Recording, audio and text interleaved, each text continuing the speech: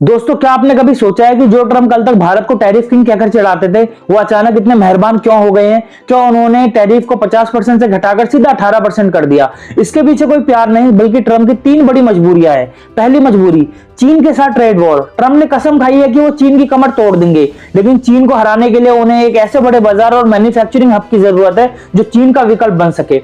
पूरी दुनिया में भारत के अलावा ऐसा कोई देश नहीं है जो चीन को रिप्लेस कर सके, इसलिए भारत को साथ लेना ट्रम्प की मजबूरी बन गई है। दूसरी मजबूरी, अमेरिकी अर्थव्यवस्था का डूबना। अमेरिका में महंगाई और मंदी का डर बढ़ रहा है।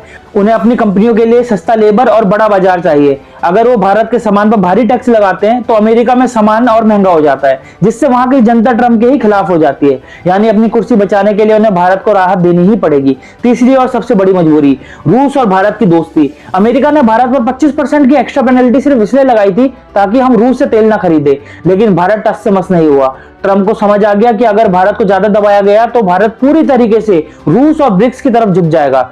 अमेरिका भारत को खोने का जोखिम नहीं उठा सकता, क्योंकि भारत के बिना एशिया में उनका कोई अस्तित्व भी नहीं है। फायदे की बात यह है कि इस डील में भारत ने अपनी शर्तों पर हाथ मिलाया है। हमने अमेरिका को अपने कृषि और डेयरी सेक्टर में घुसने तक नहीं दिया। ये जीत हमारी कूटनीति की है कि हमने बिना झुके अमेरिका को अपनी अहमियत समझा दी।